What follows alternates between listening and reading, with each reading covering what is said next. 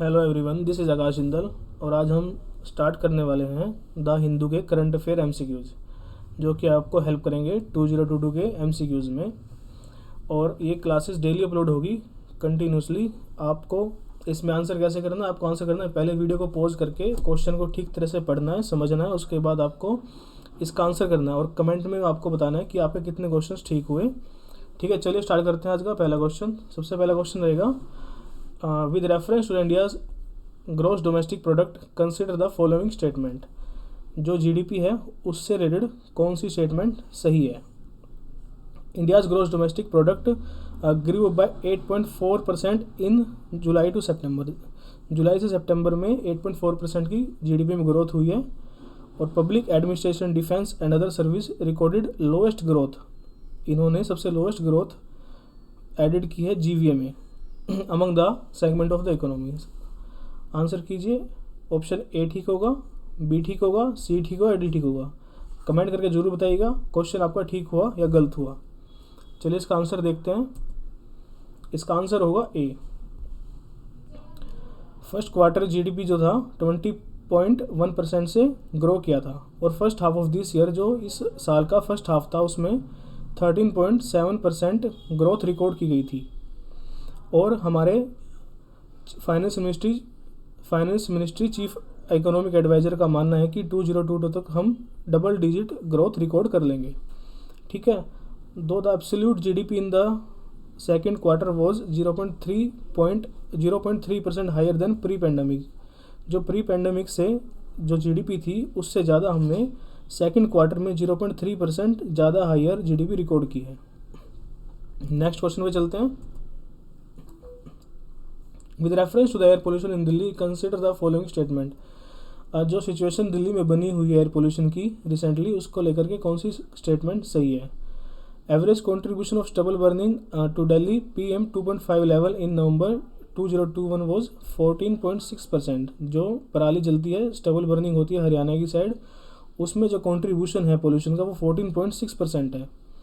Delhi usually experience 2 spells high और air pollution during winter, one in October November and second is December January. तो अक्टूबर नवंबर में और दिसंबर जनवरी में दो ये हाई पीक रहते हैं दिल्ली में एयर पोल्यूशन राइज होने के, क्योंकि इस टाइम पे स्टबल बर्निंग होती है और जैसे कि आप जानते हैं दिवाली पे बहुत सारे फायर क्रैकर्स भी बंद किए जाते हैं। तो इस वजह से ये दो पीक सीजन रहते हैं एयर पोल्यूशन के बढ़ने के।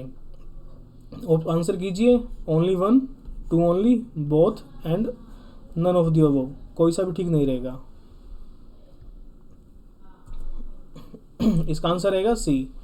This is the same period when air pollution spiked in capital, national capital regions and several other north Indian states. देखिए, जैसे मैंने आपको बताया हरियाणा साइड में क्या होता है, जो राइस की पैडी होती है वो बच जाती है, फिर उसको बर्न किया जाता है, जिसकी वजह से, जिसको हम स्टबल बर्निंग बोलते हैं, जिसकी वजह से नॉर्थ साइड में बहुत ज़्यादा पोल्यूशन इस टाइम पे क्रिएट होता है। और दिवाली का सीज़न भी जाता है, दिवाली फेस्टिवल भी जाता है, जिसकी वजह से बहुत सारा एयर पोल्यूशन क्रिएट होता है। Average contribution stubble burning Delhi PM 2.5 November was 14.6%। जैसे कि आपको क्वेश्चन देगा 14.6% इसका पार्टिसिपेशन रहता है according to the agency, monitoring agency, SAFAR agency जो हमारे यहाँ काम करती है, system of air quality and weather forecasting and research. The highest contribution of stubble burning to PM 2.5 in Delhi for a day was 58% in 2018।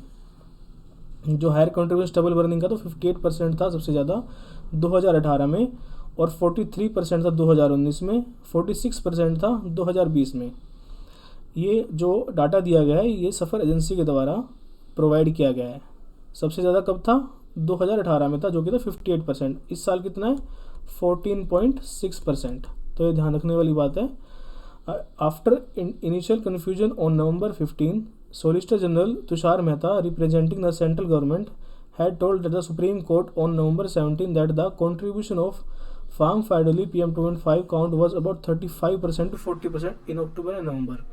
जो हमारे solicitor general हैं तुषार मेहता, उनका कहना था कि स्टबल बर्निंग का जो पार्टिसिपेशन कंट्रीब्यूशन रहा एयर पोल्यूशन में वो रहा 35 to 40%। तो एक कन्फ्यूजन भी बनी हुई है कि करेक्ट डाटा सफ़र का है या तुषार मेहता जी ने जो हमें बताया वो है। चलिए अभी हम नेक्स्ट क्वेश्चन पर चलते हैं। नेक्स्ट क्वेश्चन है which of the following constitutional amendment act provide reservation for economically weaker section, economically weaker section के लिए कॉन्स्टिट्यूशन में कौन सा अमेंडमेंट किया गया था। सबसे पहले constitution amendment 103 amendment act 2019, 102 amendment 2018, 101 amendment 2017 या फिर किसी में भी नहीं। बताइए इकोनॉमिक वीकर सेक्शन में 10% का जो कोटा दिया गया है उसके लिए कौन सा अमेंडमेंट कॉन्स्टिट्यूशन में हमारे किया गया था। इसका आंसर रहेगा A, ministry of social justice and empowerment appointed a 3 member committee. इसको रिजर्वेशन देने के लिए 3 मेंबर कमेटी को अपॉइंट किया गया था जिसने रिविजिट किया था criteria 10% reservation for economically weaker section in educational institutions and government job. Education में किसी भी आप इंस्टीट्यूट में, गवर्नमेंट इंस्टीट्यूट में अगर आप एडमिशन लेते हैं तो इकोनॉमिकली वीकर सेक्शन के लिए EWS में 10% का मार्जिन रहता है और गवर्नमेंट जॉब में जैसे आप जानते हैं 10% का मार्जिन रहता है। 10% EWS quota was introduced under the 103 constitutional amendment act 2019 में ये अमेंडमेंट करके इसको लाया गया था। नेक्स्ट क्वेश्चन में चलते हैं। Justice A अरुमुगा Swamy commission of inquiry recently seen is related to. जो अरुमुगा स्वामी कमीशन जो बिठाई गई थी वो किस चीज़ के लिए, वो किस इंक्वायरी के लिए बिठाई गई थी, हमें बताना है। Gather the effect on the death of former Tamil Nadu chief minister Jayalalithaa ji की जो डेथ हुई थी उसकी इंक्वायरी के लिए कमेटी बिठाई गई थी, कमीशन बिठाया गया था। Money market in India, money market को समझने के लिए ये कमीशन बिठाई गई थी। NBFC सेक्टर रिफॉर्म्स करने के लिए ये कमेटी बिठाई गई थी या फिर किसी भी के लिए नहीं। आंसर कीजिए आप और कमेंट करके जरूर बताइए। इसका आंसर होगा ये, the supreme court said it will pass order to allow the setting up of a medical board AIIMS doctor to help the justice A अरुमुगा Swamy commission of inquiry gather the fact on the death of former Tamil Nadu chief minister Jayalalithaa. ये जो committee थी वो AIIMS के डॉक्टरों की थी जिनको help करने के लिए बुलाया गया था कि जो चीफ मिनिस्टर थे तमिलनाडु की जयललिता जी, उनकी डेथ की इंक्वायरी करने के लिए ये कमीशन को बिठाया गया था। ठीक है। A bench of justice S Abdul Nazeer and Krishna Murari said it would permit Apollo hospital to apply to the commission of inquiry for relevant document examine relevant witness. ठीक है, चलिए नेक्स्ट क्वेश्चन पर चलते हैं। With reference to the citizenship consider the following statement. Citizenship को लेकर के लिए कौन सी स्टेटमेंट सही है, आपको कमेंट करके बताना है कौन सी स्टेटमेंट सही रहेगी। According to the ministry of home affair more than 6 lakh Indian renounced citizenship in the past 5 years. Last के 5 वर्ष में मोर देन 6 लाख जो हैं इंडियन वो अपनी सिटीजनशिप को छोड़ चुके हैं, मतलब उन्होंने किसी और कंट्री की सिटीजनशिप को अपना लिया है। According to Global Wealth Migration Review report in 2019, India came second only to China when it came to high net worth individuals leaving the country. China के बाद इंडिया ही सेकंड कंट्री है जो higher living country बन गया है।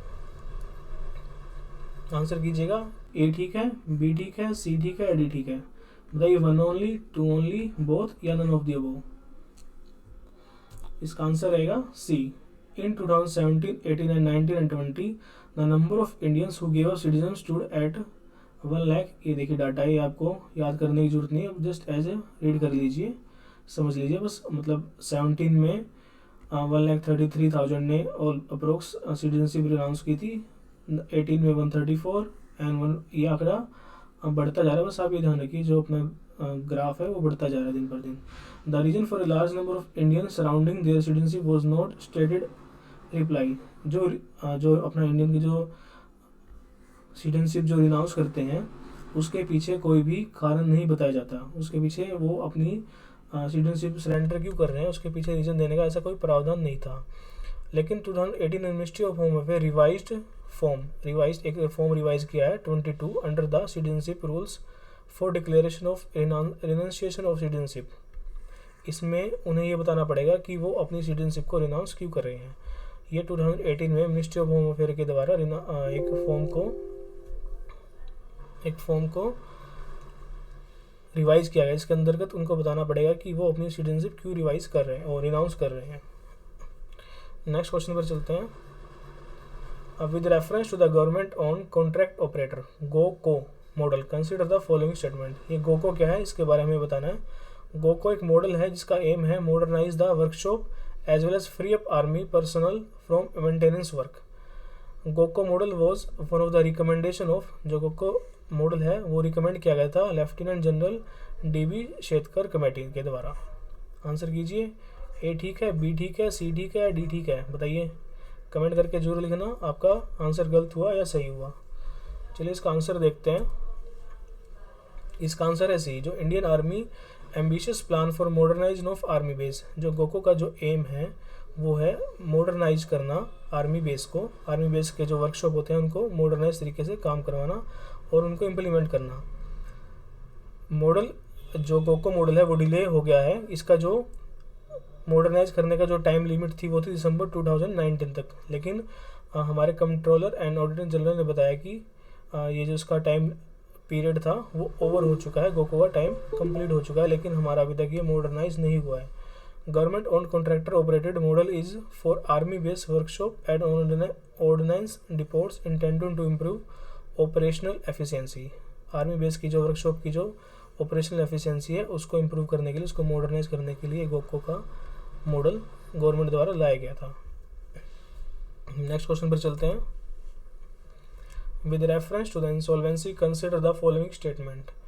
Insolvency को लेकर के कौन सी स्टेटमेंट सही है। The Reserve Bank of India recently constituted a 3 member committee. RBI ने जस्ट अभी 3 मेंबर एडवाइजरी पैनल को रिसेंटली कॉन्स्टिट्यूट किया है, 3 मेंबर एडवाइजरी पैनल को to assist the administrator of Reliance Capital Limited. Reliance Capital Limited को assist करने के लिए 3 मेंबर पैनल RBI ने कॉन्स्टिट्यूट किया है in the discharge of their duties. RBI can initiate the process of resolutions of the company under the insolvency and bankruptcy rule 2019। कौन सा answer ठीक रहेगा, 1 ओनली, 2 ओनली, या बोथ, या नन ऑफ द अबव, इनमें से कोई भी नहीं। RBI दोबारा पढ़ लीजिए। Reserve Bank of India recently constitute किया 3 मेंबर एडवाइजरी पैनल जो कि असिस्ट करेगी रिलायंस कैपिटल लिमिटेड की एडमिनिस्ट्रेशन को। एंड सेकंड ऑप्शन है RBI can initiate the process of resolution of the company under the insolvency and bankruptcy rule 2019। चलिए इसका answer देखते हैं। इसका आंसर होगा C, the member of advisory committee include Sanjeev Nautiyal, former deputy MD state bank of India, Srinivasan former deputy MD Axis Bank, and Praveen P. Kadle, former MD and CEO of Tata Capital Limited. RBI has recently superseded the board of directors of Reliance Capital Limited, promoted by Anil Ambani, Reliance Group, and had appointed Nageshwar Rao. ठीक है, the central bank said it would shortly initiate the process of resolution of the bank company under the insolvency and bankruptcy rule 2019. Reserve Bank will also apply the NCLT Mumbai for appointing the administrator as the insolvency resolution professionals. ठीक है, चलिए next question पर चलते हैं। With reference to the Ericsson mobility Report consider the following statement. Ericsson mobility Report से related जो C statement सही है आपको उसके बारे में बताना है। 5th generation telecom service are likely to account for 39% of mobile subscription और about 500 million subscription in India at the end of 2027। 500 million subscription जो है वो 2027 के ख़त्म होने तक सब्सक्रिप्शन हमारे इंडिया में, हमारी कंट्री में चालू हो जाएंगे। Smartphone subscription accounted for 40%। जो स्मार्टफोन का सब्सक्रिप्शन है वो 40% ऑफ टोटल सब्सक्रिप्शंस 2021 में हो चुके हैं and projected to constitute around 64% 2027 तक ये 64% हो जाएंगे। स्टेटमेंट कौन सा सही रहेगा, A only, B 2 only, C both और डी नन। आंसर देखते हैं इसका। आंसर होगा A, Ericsson mobility report added that the total number of smartphone subscription is expected to 810 millions at the end of 2021। 810 million हो जाएंगे at the end of the 2021 according to Ericsson mobility report के अनुसार। And projected to grow a compounded annual growth rate of 7%। और जो annual growth rate रहेगी वो रहेगी 7%। ठीक है, जो कि पहुंच जाएगी 1.2 बिलियन बाय 2027 तक। ठीक है। Smartphone subscription accounted for 70% of total mobile subscription. जो टोटल मोबाइल सब्सक्रिप्शन रहेगा 70% उसमें से स्मार्टफोन का रहेगा। टोटल मोबाइल जो भी इशू होंगे वो 70% स्मार्टफोन इशू होंगे। ठीक है। However 4G subscription are forecast to drop from 790 million in 2021 to 710 million 2027। जो 4G का सब्सक्रिप्शन है वो ड्रॉप हो रहा है, गिर रहा है। 790 मिलियन 2021 में था, वो 2027 में 710 मिलियन रह जाएगा। ठीक है। अप्रोक्स आप क्या कह सकते हैं 80 मिलियन एवरेज उसमें गिरावट आएगी 4G सब्सक्रिप्शन में। ठीक है। नेक्स्ट क्वेश्चन देखते हैं। With reference to the Infinity Forum, consider the following statement। Infinity Forum से रिलेटेड कौन सी स्टेटमेंट सही है? China and USA are partner countries in the first edition of the forum. China और USA are the partner countries थी first edition में। It is being hosted by international finance service central authority. IFSCA के द्वारा ये host की गई थी। Answer कीजिए। A only, one only, two only, both and D none of the above. दोनों में से कोई भी सही नहीं है। आंसर कीजिए। पॉज करके वीडियो क्वेश्चन पढ़ें और फिर इसका आंसर कमेंट में करके ज़रूर बताएं। इसका आंसर रहेगा B. The event is being hosted by international finance service and international finance service centre authority. इसका के द्वारा ये होस्ट की गई थी under the aegis of government of India in collaboration with GIFT city under Bloomberg on December 3 and 4, 2021। ठीक है। Indonesia, South Africa and UK are partner countries रहेंगी इसमें फर्स्ट एडिशन में। फर्स्ट एडिशन में जो पार्टनर कंट्रीज थी वो थी Indonesia, South Africa and UK. ठीक है। Infinity forum will bring together the leading minds of world in policy. जो ये फोरम रहेगी उसका काम रहेगा वर्ल्ड में पॉलिसी बनाना, बिजनेस को इम्प्रूव करना एंड टेक्नोलॉजी इन तीनों टॉपिक के ऊपर इस फोरम में डिस्कस किया जाता है एंड एक साथ आकर के एक्शन लिए जाते हैं इसको इम्प्रूव करने के लिए। ठीक है। The agenda of forum will focus on the theme of beyond. जो इस फोरम का जो थीम था इस साल वो था बियॉन्ड, विद वेरियस सब themes include fintech beyond boundaries, fintech beyond finance and fintech beyond next. The forum will witness participation from over 70 countries ने इस फोरम में पार्टिसिपेट किया था। नेक्स्ट क्वेश्चन पर चलते हैं। Consider the following statement regarding panchayat extension of the schedule act 1996। Panchayat से related कौन सी स्टेटमेंट सही है वो बताना जरा। Act acknowledge the tribal communities traditional rights over natural resources. Act जो एक्नोलेज करता है वो बताता है ट्राइबल कम्युनिटीज़ के राइट्स हैं वो ज़्यादा है ओवर द नेचुरल रिसोर्सेज के। The act empower Gram Sabha to approve the development and plans and control social sector in the schedule areas. State governments are required to amend schedule area को state government are required to amend the respective Panchayat Raj Acts without making any law that would inconsistent with the mandate of PESA। बताइए कौन सी statement सही रहेगी। 1 and 2, 1 and 3, 2 and 3 and 1 to 3 means all of the above. चलिए इसका answer देखते हैं। इसका आंसर होगा D. The panchayat extension of schedule area act 1996 और PESA was enacted by the center to ensure self-governance through Gram Sabha village assemblies for people living in scheduled areas। जो people schedule area में रहते हैं उसके लिए self governance का प्रावधान लाया गया था इस अमेंडमेंट के इस एक्ट के अंतर्गत इस एक्ट 1996 के अंतर्गत ये प्रावधान लाया गया था। It legally recognise the right of tribal communities. ये रिकॉग्नाइज करता है ट्राइबल कम्युनिटीज़ के राइट को रेजिडेंट्स ऑफ शेड्यूल एरिया के to govern themselves through their own system, ताकि वे अपने हिसाब से अपने अनुसार अपनी जो उनके क्षेत्र की जो पॉलिसी है जो उनको सहज लगती है उसके हिसाब से वो मॉडिफाई कर सकें या बना सकें। State governments were required to amend their respective panchayat raj act without making any law.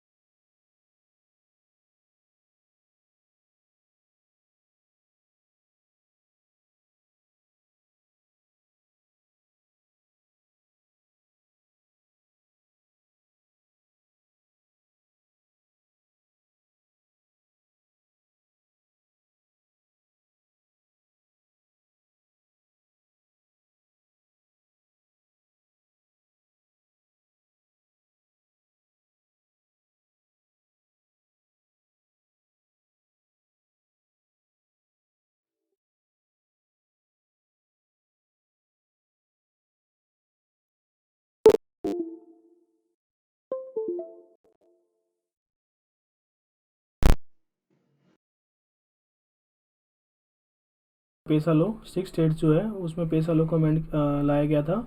And Chhattisgarh would become the 7th state if the rules are enacted. ठीक है, चलिए नेक्स्ट क्वेश्चन पर चलते हैं। Consider the following statement regarding Jim Corbett National Park. Jim Corbett National Park कहाँ पे located है, comment करके जरूर बताइएगा। जिम कॉर्बेट नेशनल पार्क, इससे रिलेटेड जो भी स्टेटमेंट सही है वो आपको आंसर करनी है। Jim Corbett National Park was the first to come under the Project Tiger initiative. जो प्रोजेक्ट टाइगर लाया गया था उसके अंतर्गत सबसे पहला जो नेशनल पार्क आया था वो था Jim Corbett. Gym Corbett National Park is a national park and tiger reserve. ये नेशनल पार्क भी टाइगर रिजर्व है दैट कम्प्लीटली एनकम्पासिस द शिवालिक, यहाँ से शिवालिक है, near the foot hills of Himalayas. ठीक है, Jim Corbett tiger reserve has the highest tiger density. यहाँ पर सबसे ज़्यादा टाइगर की डेंसिटी पाई जाती है in the wild in India. Answer कीजिए 1 and 2, 1 and 3, 2 and 3, 1, 2 and 3। Time लीजिए, सोचिए समझिए और कमेंट करके ज़रूर बताइए आपने इसका आंसर क्या किया, सही हुआ या गलत हुआ। चलिए इसका आंसर देखते हैं। इसका आंसर होगा B, Jim Corbett National Park is a national park in India located in Nainital. ये उत्तराखंड में लोकेटेड है, नैनीताल में, डिस्ट्रिक्ट ऑफ उत्तराखंड स्टेट। ठीक है, the first national park in India, it was establish in 1936 में एस्टेब्लिश किया गया था during the British Raj. The park was the first to come under the Project Tiger initiatives. ठीक है, प्रोजेक्ट टाइगर इनिशिएटिव के अंदर सबसे पहला जो नेशनल पार्क आया था वो था जिम कॉर्बेट